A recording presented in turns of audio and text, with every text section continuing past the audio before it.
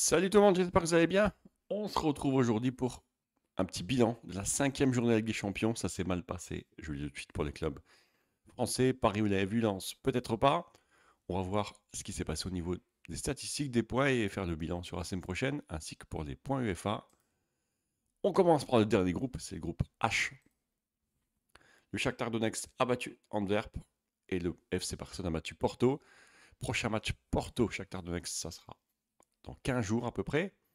Et Antwerp-Barcelone au classement, ça sera le choc. Car vous avez vu, Porto a le même nombre de points que Shakhtar. Donc, si Porto ne perd pas, Porto est deuxième. Et si Shakhtar gagne, Shakhtar passe devant Porto. Antwerp est éliminé 0 points en 5 matchs. Le FC Barcelone est déjà qualifié, alors on ne sait pas à quelle place, car si ils ne perdent pas, il reste premier. Par contre, s'ils perdent et que Shakhtar gagne, il passe deuxième. S'ils perdent et que Porto gagne, il reste premier. Si vous avez des questions, n'hésitez pas à me poser dans les commentaires au niveau des classements, au niveau des autres questions par rapport à Ligue Champion à l'Europa League et l'Europa League Conférence, qu'on aura résumé demain matin. Le groupe G, City s'est imposé 3-2 contre Leipzig et les Young Boys de Berne ont assuré leur qualification pour l'Europa League. Je rappelle, les premiers sont qualifiés, deuxième aussi. Les premiers affronteront les deuxièmes. Ils ne devront pas être du même groupe et ne devront pas être de la même nationalité. Et troisième joueront des barrages, on va dire des 16e en Europa League contre les deuxièmes d'Europa League. Le groupe là, on n'en parlera plus. City 5 matchs, 5 victoires, premier. Deuxième Leipzig, 9 points. Troisième les Suisses, 4 points. Et Todor Belgrade, malheureusement, éliminé. La différence va primer. Ils ont gagné contre le Belgrade, donc les Suisses sont qualifiés. Vous l'avez vu, le Paris Saint-Germain a égalisé sur un but, on va dire, controversé.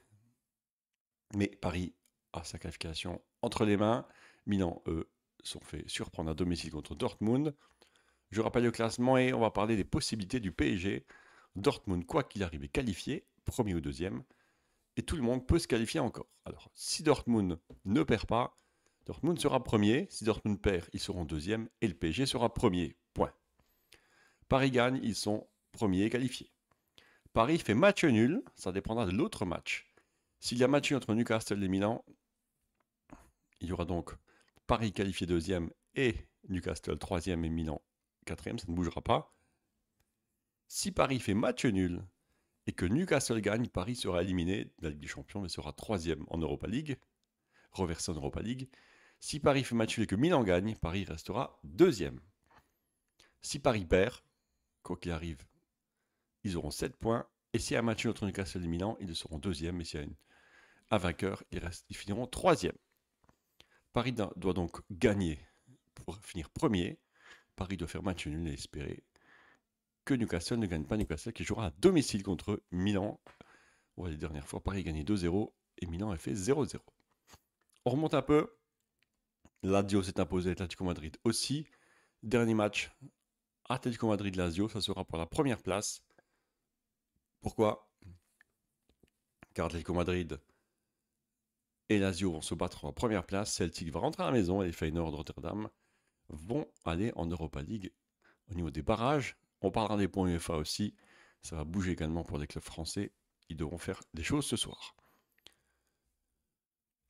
La surprise est venue de Benfica qui menait tranquillement face à l'Inter et qui s'est fait rattraper. Benfica qui aurait pu revenir à la troisième place virtuellement. Et ben non, ça va rien changer au classement. Dernier match Inter Sociedad et Salzbourg Benfica. Le match entre l'Inter et Sociedad montrera qui c'est qui est premier. Il faudrait pour la Sociedad qu'ils ne perdent pas et ils resteront premiers. Salzbourg, eux, peuvent se permettre de perdre, on va dire 1-0, car ils ont gagné 2-0 contre Benfica, mais pas plus, sinon Benfica passera devant et ira jouer l'Europa League. Benfica devra falloir s'accrocher, n'ont pris que 1 point, c'était hier justement difficile pour les Portugais. Difficile pour Union Berlin qui a failli s'imposer à Braga. Malheureusement, c'est une défaite et ça laisse une place à un choc Naples-Braga lors du dernier match. Union Berlin aura une petite chance de jouer l'Europa League pendant que le Real tranquillement a gagné 4-2. Real 15 points premier. Deuxième, ça va être un duel. Un duel terrible entre eux, regardez bien. Napoli qui va recevoir Braga. S'ils ne perdent pas, ils sont qualifiés. S'ils perdent, il faudrait qu'ils perdent par moins d'un but d'écart, car ils ont gagné 2-1 à l'aller.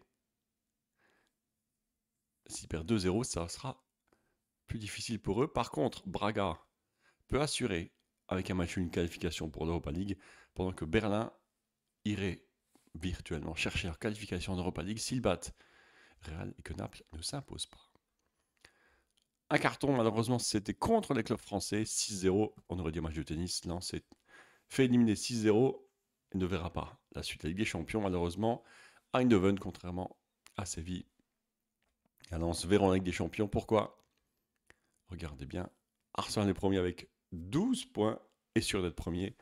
Eindhoven, quant à eux, sont qualifiés. Pourquoi? Car ils ont battu Lens à la différence de but. Ils sont devant, quoi qu'il arrive. Lens jouera sa qualification pour l'Europa, la Ligue Europa, lors de prochains matchs. Ils recevront Séville et s'ils ne perdent pas, ils iront directement en Europa League en barrage. S'ils perdent, ils diront au revoir à la Coupe d'Europe cette année. Première c'est la deuxième Eindhoven, le troisième se jouera au Stade Bollaert dans 15 jours. On remonte un peu plus et là, c'est aussi serré comme tout. Et les surprises sont venues d'Allemagne d'abord, où Copenhague a arraché son 0-0. Et elle est venue aussi de Istanbul, où Galatasaray est revenu aussi, avec dommage, un petit but refusé pour Icardi. Il était hors jeu de pas grand-chose. C'est donc le statu quo dans ce groupe, mais un statu quo difficile à voir, car le Bayern a 13 points et qualifié. Alors regardez bien, Copenhague et Galatasaray sont ici avec 5 points. La différence, c'est ici, c'est -1, -2, car il y avait eu 2-2 à Copenhague. À Galatasaray, pardon. Donc le prochain match Copenhague-Galatasaray sera décisif. C'est simple. Pour Copenhague, si Copenhague gagne, ils sont qualifiés. Si Galatasaray gagne, ils sont qualifiés. Ça, c'est... Et pour Copenhague, ils sont sûrs que s'ils ne perdent pas, ils joueront une Coupe d'Europe l'année prochaine, laquelle on ne sait pas. Ça va être compliqué comme tout, j'explique. Attention, prenez vos stylos. Bayern premier qualifié. Copenhague ou Galatasaray s'impose, je me répète, ils sont qualifiés. Par contre, s'il y a match nul, il faudra sortir la calculette. Parce que, pardon, s'il y a défaite, on parlera. Mais s'il y a match nul, je me répète, s'il y a match nul, c'est que Manchester gagne.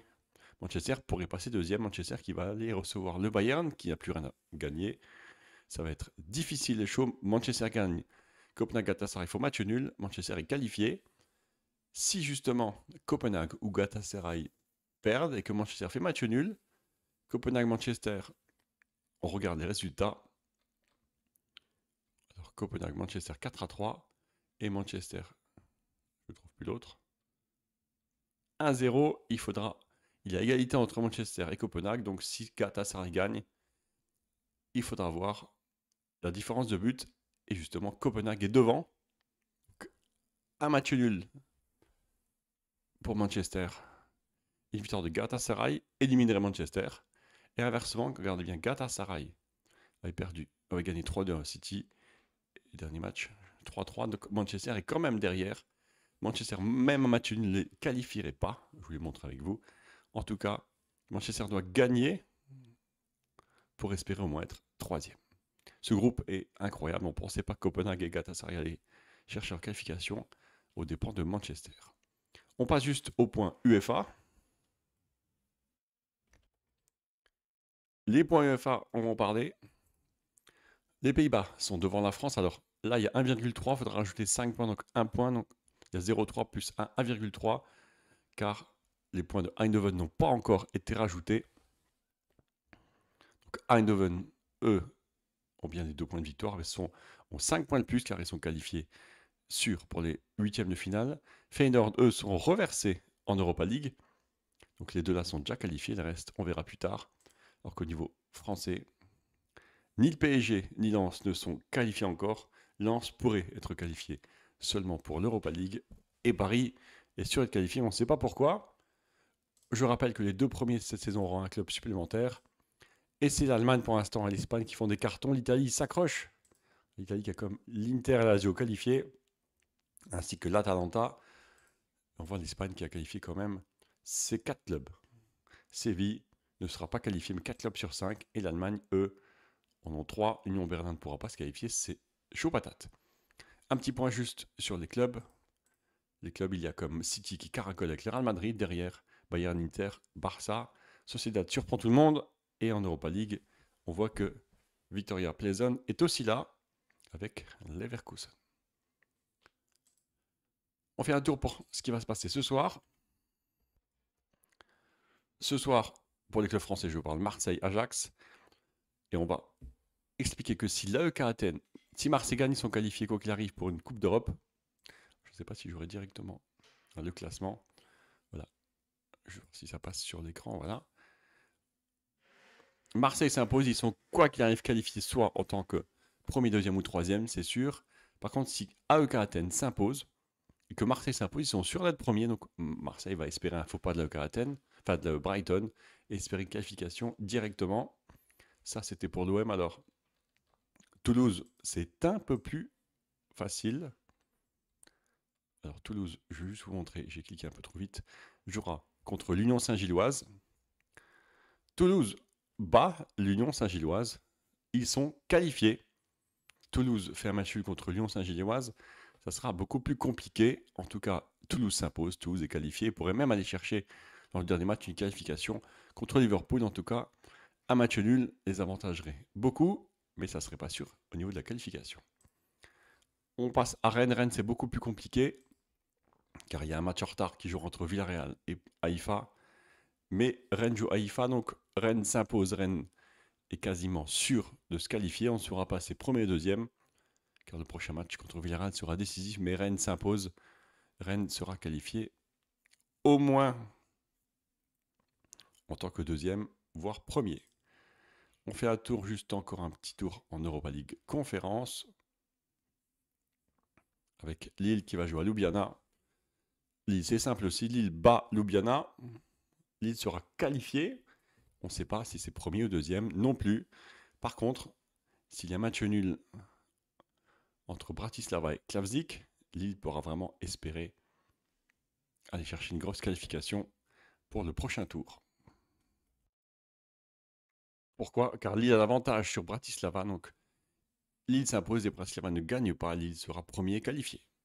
Voilà, dites-moi également ce que vous en pensez, club français, qui va se qualifier, qui va se faire éliminer, quel match il y aura ce soir, au niveau vainqueur, défaite et match nul, et on se retrouve demain pour la suite. Merci à vous, ciao ciao, n'oubliez pas un petit like, un petit partage, un petit abonnement, ça m'aide toujours en tout cas. Un grand merci à vous pour votre soutien, ciao ciao.